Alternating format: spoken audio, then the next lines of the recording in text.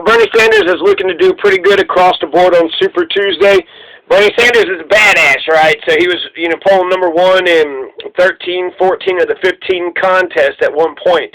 So it looks like Bernie is going to win resoundingly on Super Tuesday, but you do have, the Biden momentum, and that's, Biden seems to be, when it comes to the polling, Bernie's biggest obstacle.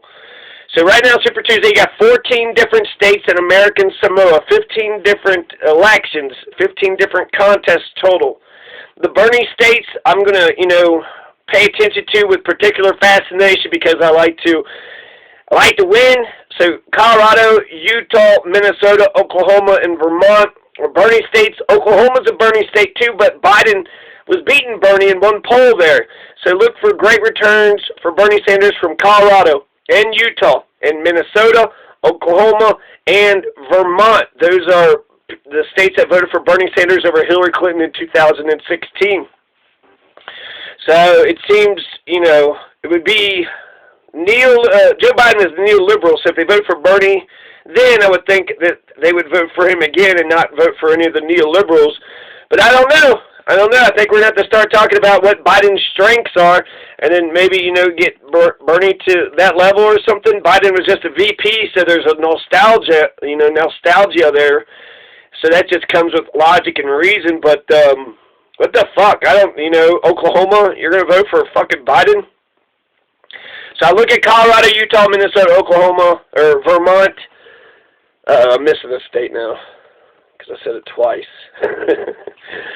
So anyways, Colorado, Utah, Minnesota, Vermont, Bernie's going to do well. Oklahoma, we'll see. I'm going to look at those races with excitement. And then there's the lion's share, of course, the California delegates. 415 delegates are going to come out of California. That's 10% of all the delegates. There's also Texas, too. It's got a little bit more than half of California's delegates, 228 delegates. Elizabeth Warren is running third in both California and Texas. Elizabeth Warren had raised $29 million in February alone, and Bernie is looking to win both California and Texas.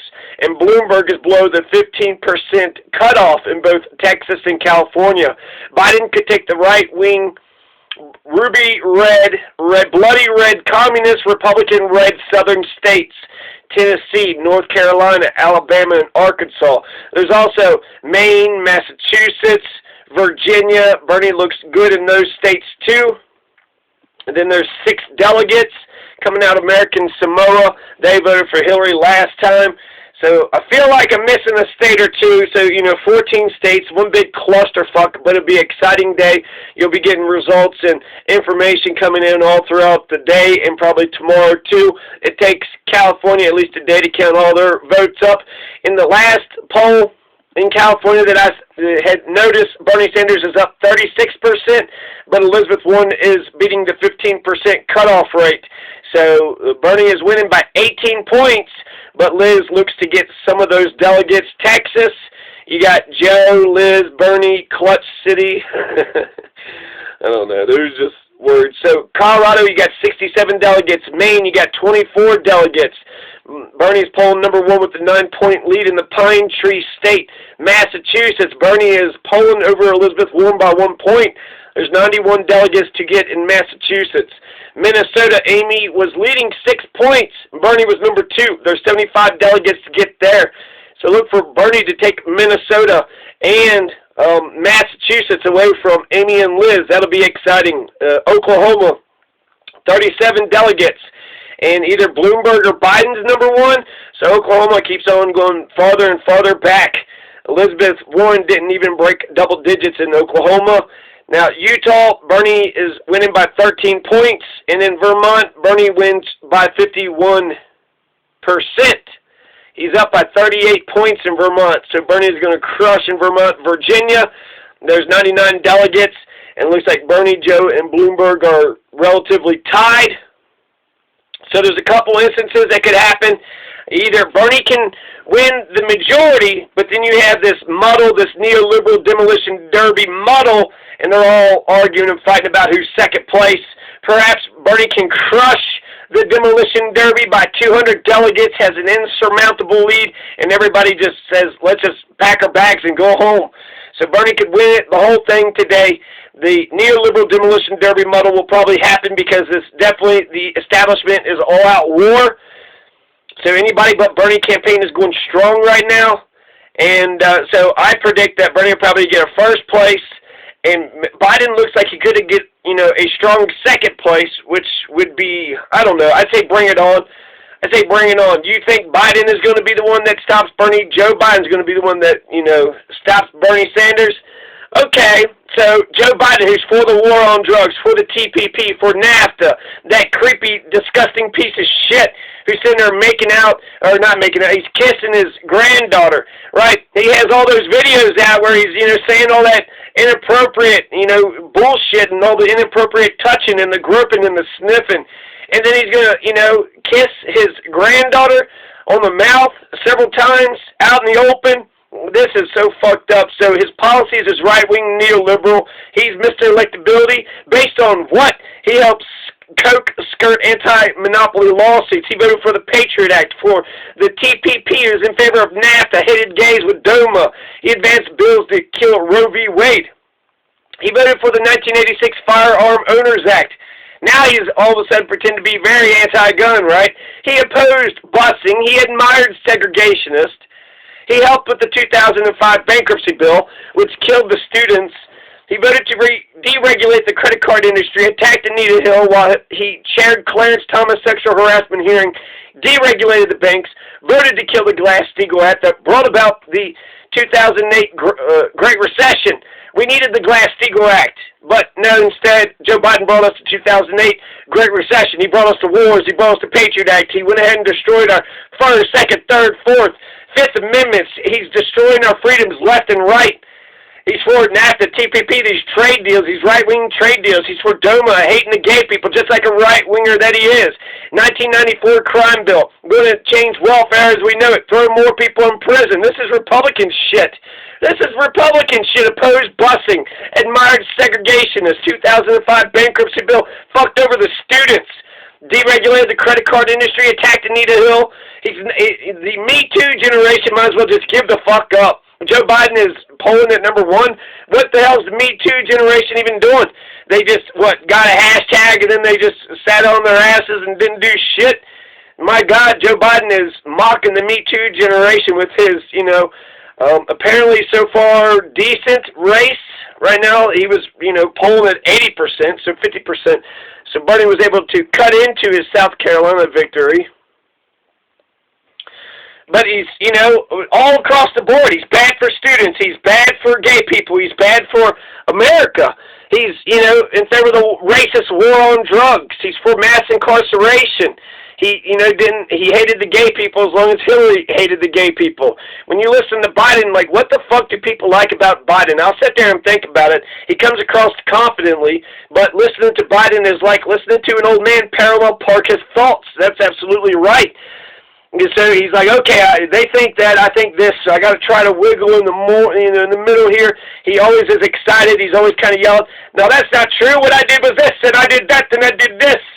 And did he do any of those things? He keeps on just sort of making shit up, and he has gaffe after gaffe. I mean, people talk, aren't, perfect talkers, so I'm not too hung up on that. I'm more hung up on him having, this piece of shit, this pervert, who's not going to beat Trump, being the president and, passing all these shitty policies, fucking over, the working class man and the farmer and the working class man and small businesses and the students.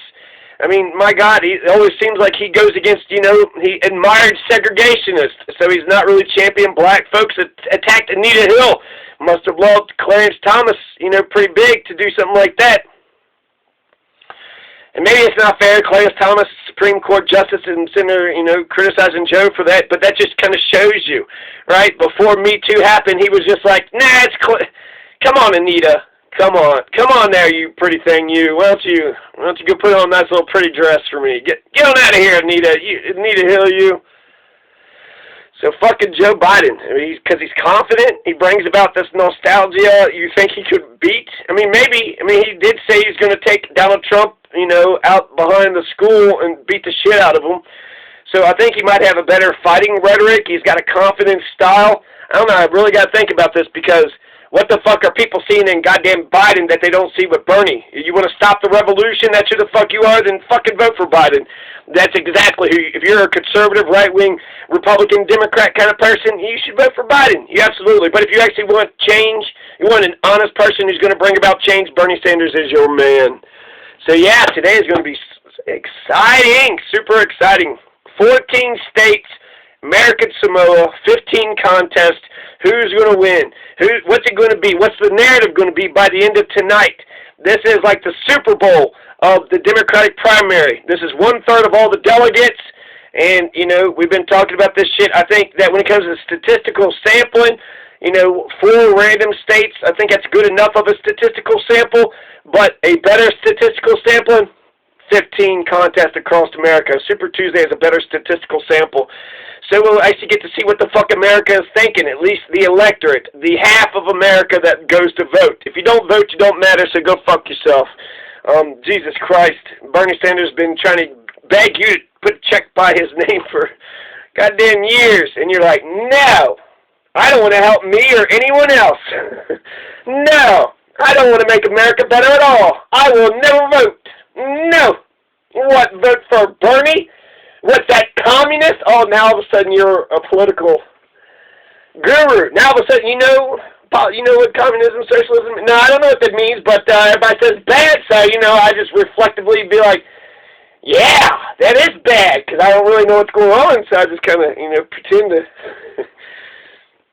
yeah, and all that schoolroom antics, you know, hey, look at the cool kids. I guess Joe Biden's got that cool kid sort of thing going on. Oh, he's over there with the cool kids. Doing what? Just acting like they're better than everybody? What the fuck are cool kids at? You know, they're some of the biggest bullies out here. They don't give a shit. Cool kid isn't going to run for mayor, clean up the goddamn town. It's not going to be the fucking cool kids that get anything done. Oh, I want to be on that side. Then get some aviator glasses and, you know, start picking on some nerds if you want to be one of the cool kids. Fucking dickheads. You know, I think it's cool. A man who's been fighting the good fight his entire life. That's fucking cool as shit. Bernie is one of the coolest motherfuckers out there. Stuck to his guns. Been fighting for the good fight his whole fucking life. That ain't good enough for you. Ain't shit good enough for you. I mean, you know, you're really telling yourself when you say you don't want to, you know, you don't support Bernie Sanders. So you don't support good works. You don't support good people.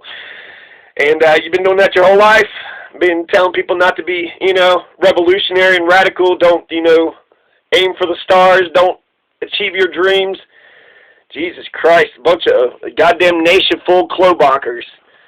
It makes a sense that Amy and Pete would actually endorse Joe. They're more politically aligned. I was a little disappointed with Pete because he had a lot of progressive policies, but he ran to the right. They all ran to the right really hard. They made a short-term political calculation. They're very susceptible to their donors. Donor class said, Pete and Amy, get in line behind Joe. It's what we've decided to do. And Pete and Amy said, okay, fine.